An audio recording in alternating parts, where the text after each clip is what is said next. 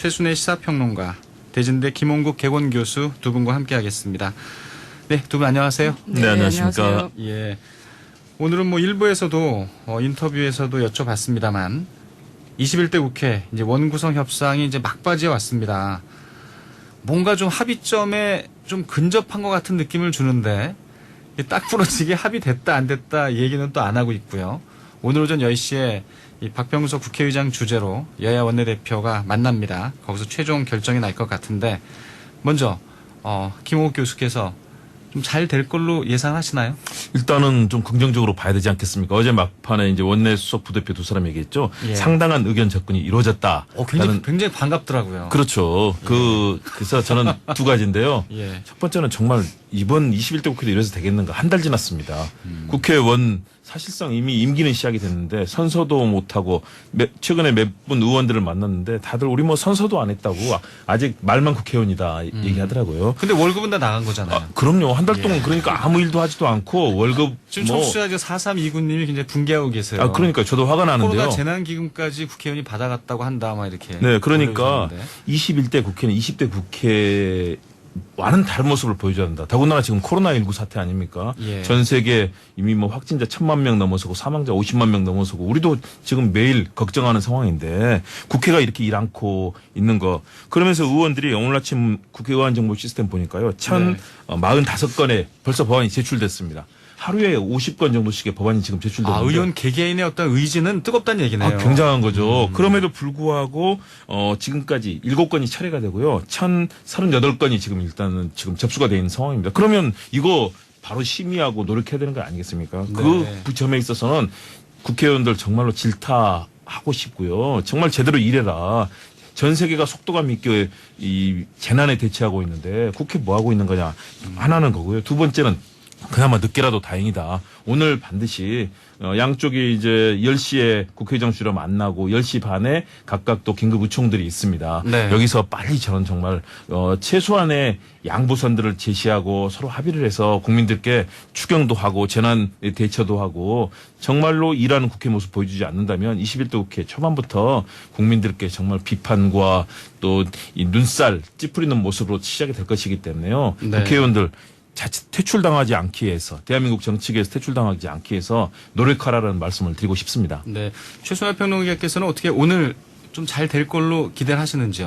일단 좀 기대를 갖게 하는 정황인 것이 어제 상당한 의견 일치를 봤다고 하는 내용 중에 네. 상당 부분이 그 전에도 한번 의견 일치가 좀 있었다라는 부분인 거예요. 그러니까 어제 아마 3시간 넘게 지금까지 논의됐던 거를 다 펼쳐놓고 의견을 주고받은 것 같습니다. 그래서 지금 예측되는 거는 그 문제의 법사위를 어떻게 할 거냐. 그래서 이거를 전반기 후반기 2년씩 민주당과 통합당이 나눠 맞는 걸로 아마 합의가 될 것 같다는 조심스러운 전망도 좀 있어요. 원래 사실 그 전에는 통합당이 그럼 후반기 2년을 통합당이 만든 걸로 여기서 합의를 하자 했는데 네. 민주당과 국회의장 쪽에서 그거는 보장을 여기서 할 수 없으니 대선에서 이긴 정당이 후반기 법사위를 가져가는 걸로 하자 이렇게 했는데 그건 또 통합당이 반대를 했거든요. 예. 근데 이제 이 어제 그 자리에서 대선에서 이긴 정당이 아니라 통합당이 후반기 법사위를 가져간다 이렇게 합의가 되면 사실은 이제 그 내용을 보면 통합당이 좀 양보했다고 할 수 있고 민주당도 일정 정도 양보를 한 거 아니겠습니까? 그러니까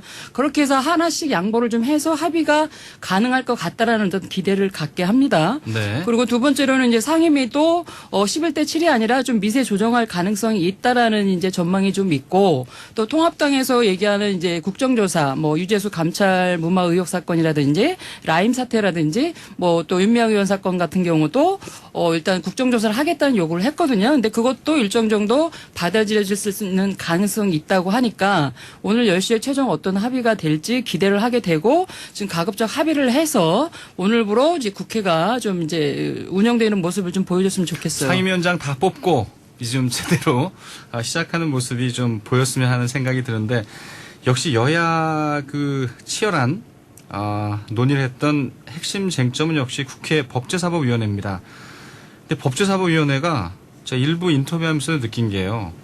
참 정말 중요하다는 생각이 드는데 이 공수처법도 이제 시행이 얼마 안 남았습니다. 7월 15일부터 이제 출범을 해야 되는 건데 쉽지 않아 보이고요.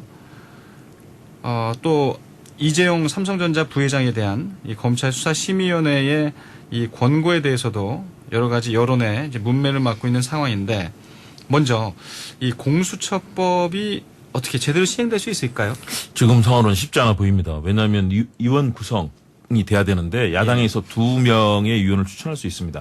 7명 중에서 이제 2명, 6명의 동의를 얻어야만 사실상 추천도 가능하고 이후에 모든 관련된 상황들이 진행이 되거든요. 네. 공수처장을 일단 뽑아야 되기 때문에요. 그런 측면에서 지금 야당의 입장으로 봤을 때는 굉장히 이 강한 비판. 더군다나 지금 아예 후보 추천의 절차로 이제 가지 못하고 있는 것 아니겠습니까? 그리고 이렇게 전국에서 경색되는 상황이 된다면 야당의 이런 여러 가지 견제 역할, 감시 역할에 대해서 야당이 주장을 하면서 지금 내놓고 있는 상황들 아닙니까? 그렇다면 저는 일단은 공수처법 부칙에 따르면은 7월 15일에는 분명히 출범을 해야 됩니다. 이게 법을 지켜야 되거든요. 그렇죠. 법을 지켜야 되는데도 불구하고 국회가 이번에도 공수처장 선출 그리고 공수처 출범 쉽지는 않아 보입니다. 지금 후보 추천위원회도 좀 구성돼 있지 않은 안돼 상태잖아요. 있죠. 예. 정비해야 될 게 여러 가지가 또 있는 것이 네.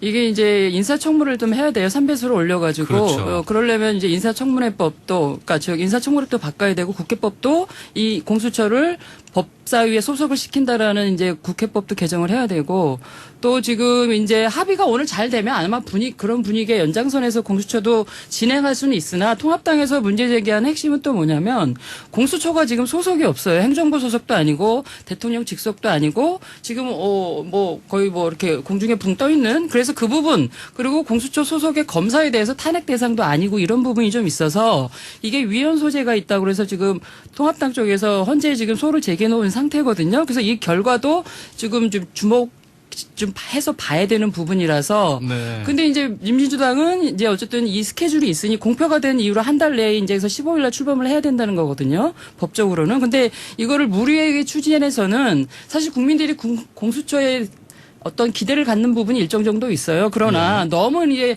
권력 편향적인 공수처 모양이 돼서는 곤란한 측면이 있지 않겠어요? 그런 부분에 있어서는 하나하나 좀 이렇게 야당의 의견도 좀 반영하고 국민들 의견 좀 듣고 애초에 조직을 구성해 가는 게 저는 바람직하다라는 생각을 합니다.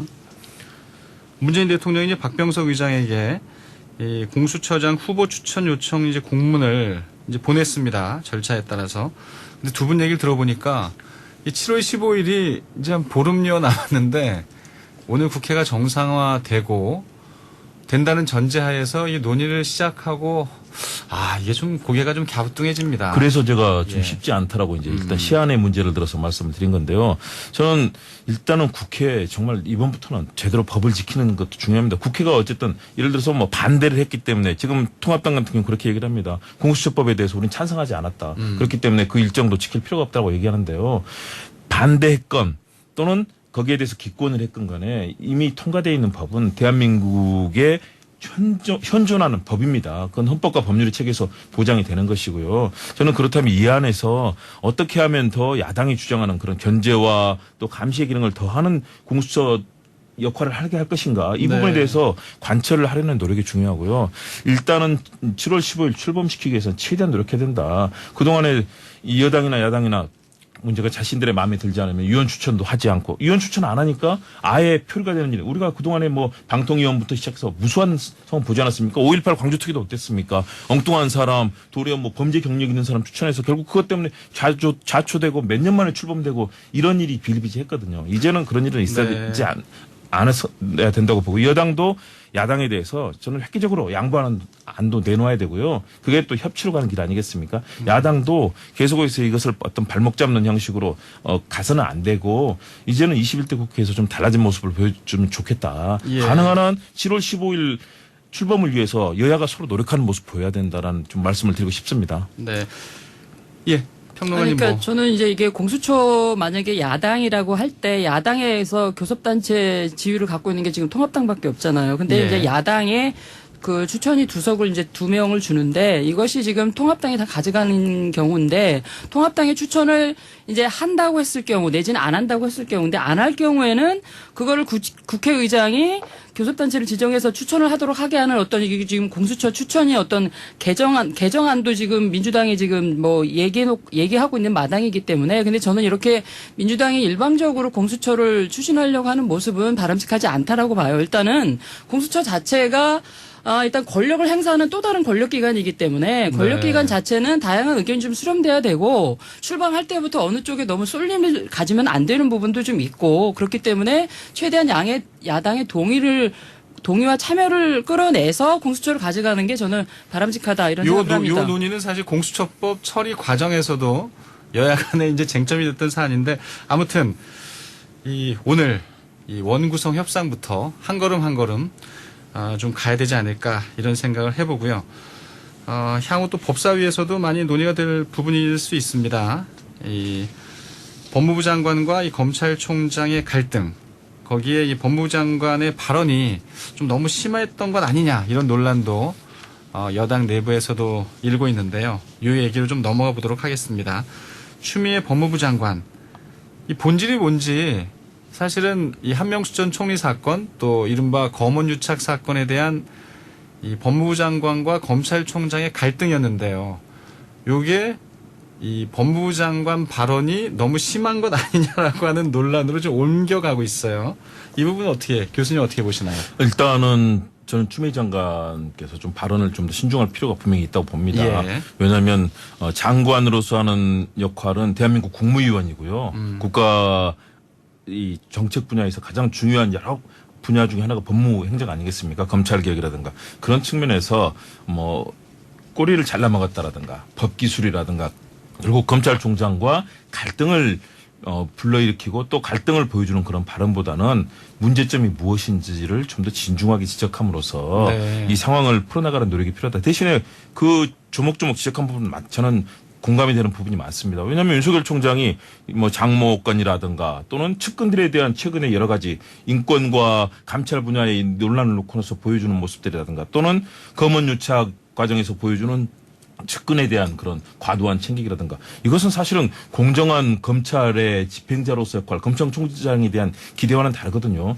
윤석열 총장이 과거에 그렇게 탄압받고 본인이 지키고자 했던 검찰의 공정함, 국민에 대한 신뢰 이런 것들이 윤석열 총장 개인의 문제로 돌아가면은 도리어 또 더군다나 검찰을 윤석열 총장의 측근들 중심으로 과거에 이 운영하는 그런 시스템들이 있었지 않습니까? 거기에 대해서 여러 가지 이제 논란들이 벌어지고 있는데 저는 그런 부분에 있어서 그리고 특히 검찰 개혁의 문제라든가 검찰이 과거에 피의자 인권을 존중하지 않고 사실은 막무가내 강제 수사에 피의자 관련된 피의 사실 공표라든가 아직도 변하지 않고 있는 또 정관외부터 시작해서 검찰 개혁 전혀 사실은 이루어지지 않는 부분들이 있거든요.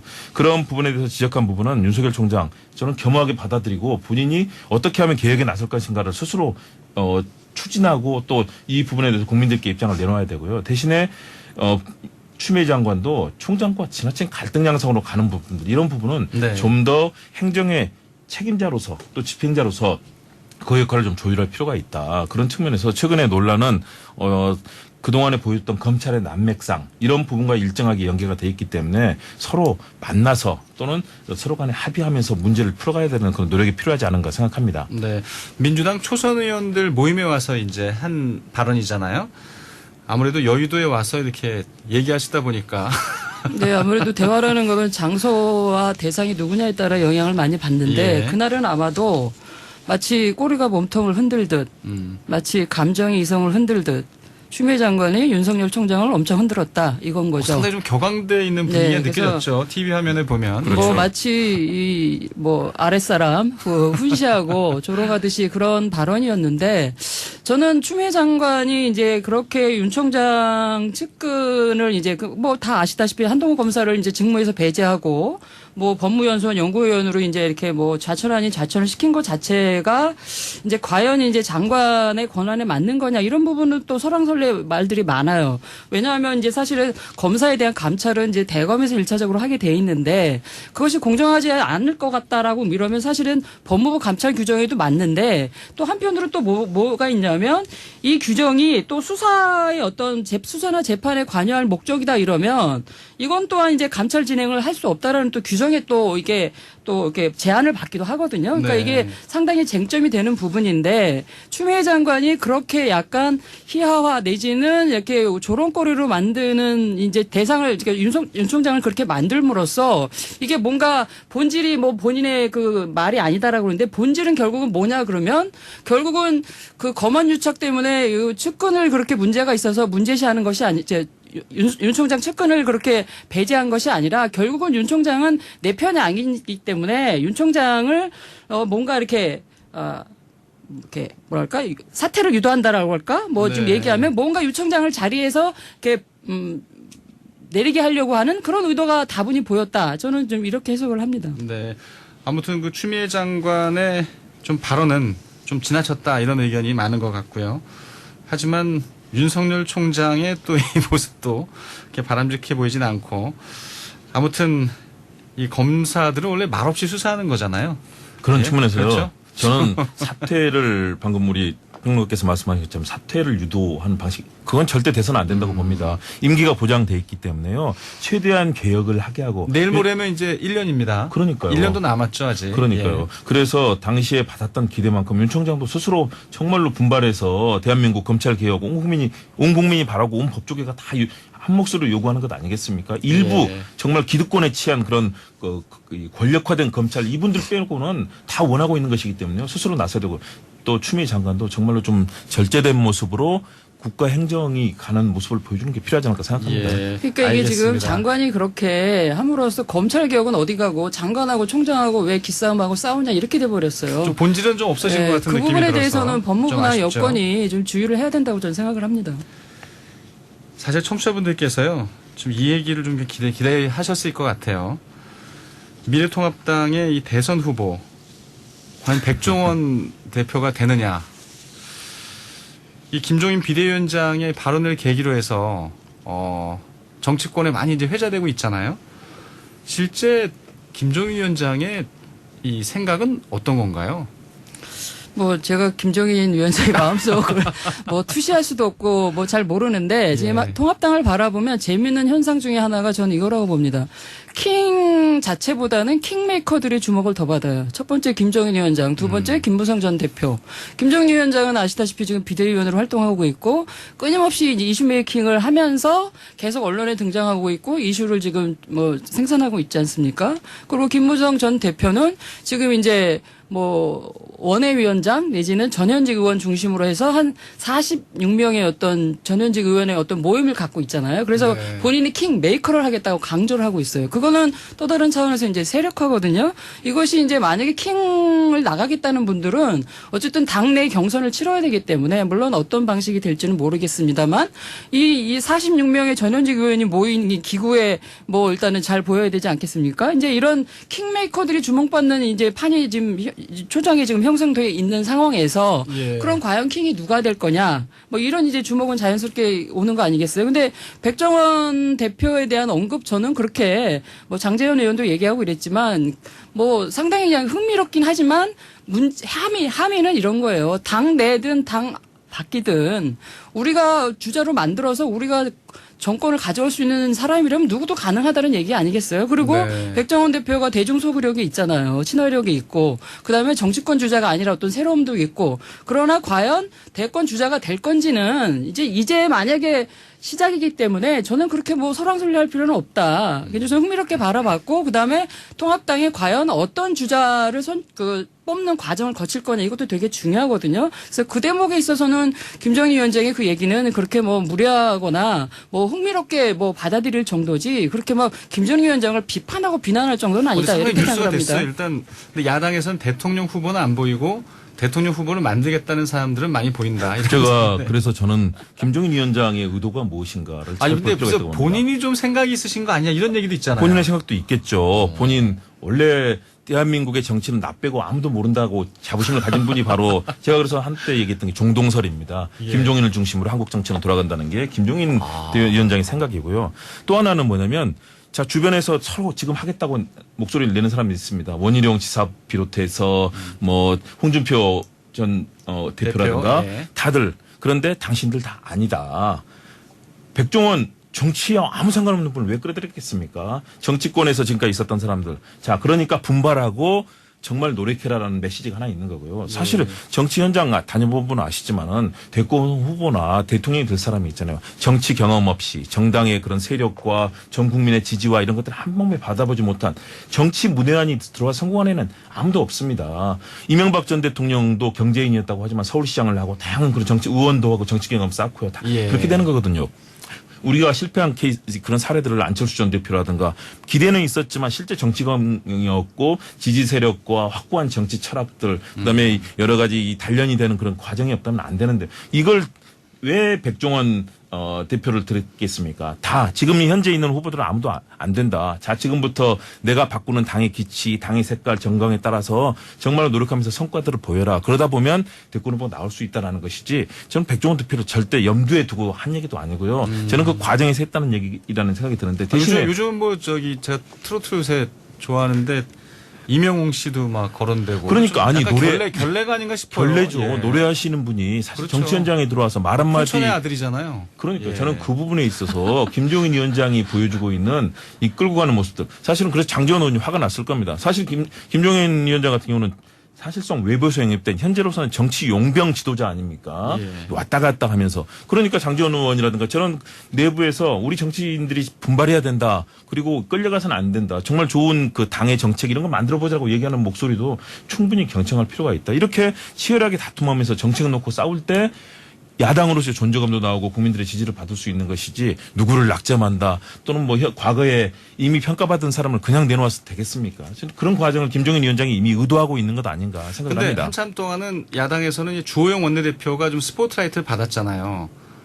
근데 그 이제 흐름을 약간 김종인 위원장이 이 발언을 통해서 좀 가져온 효과도 있는 것 같아요. 그러니까 왜냐하면 그때 협상 당시에 네. 그 이제 주호영 대표가 이제 협상 1차 안 되니까 저기 이제 사찰에 가 있을 때이잖아요. 예. 그러니까 당에서는 이슈가 사실 없을 때예요. 그 타이밍에 그것도 초선 의원들하고 일주일 전에 했던 얘기를 지금 일주일 뒤에 그 얘기가 다시 이제 언론에 부각이 된 겁니다. 그래서 저는 이 과정도 뭐 궁금하긴 한데 그 중요한 거는 백정원 자체, 이명훈 자체가 중요한 건 아니다. 그래서 예. 백정원 대표 얘기했더니 장제원 의원이 시중 얘기를 하면서 이명훈 씨 얘기까지 이제 갖다 붙였는데 그 그건 진중권 교수도 또 한마디 하면서 예, 더 또 논란이 정청래 커졌죠. 의원도 얘기하고 그러니까 이게 더 늪에 빠지고 당 자체를 더 이렇게 희화하는 거기 때문에 아마 얘기를 한다 하더라도 또 밖에 있는 어떤 외부 인사를 갖다 붙인다 하더라도 아마 그런 격은 좀 생각해야 될 거고 예. 아까 제가 말씀하신 메이커 두 분의 공통점은 내각제 선호제라는 겁니다. 선호자라는 겁니다.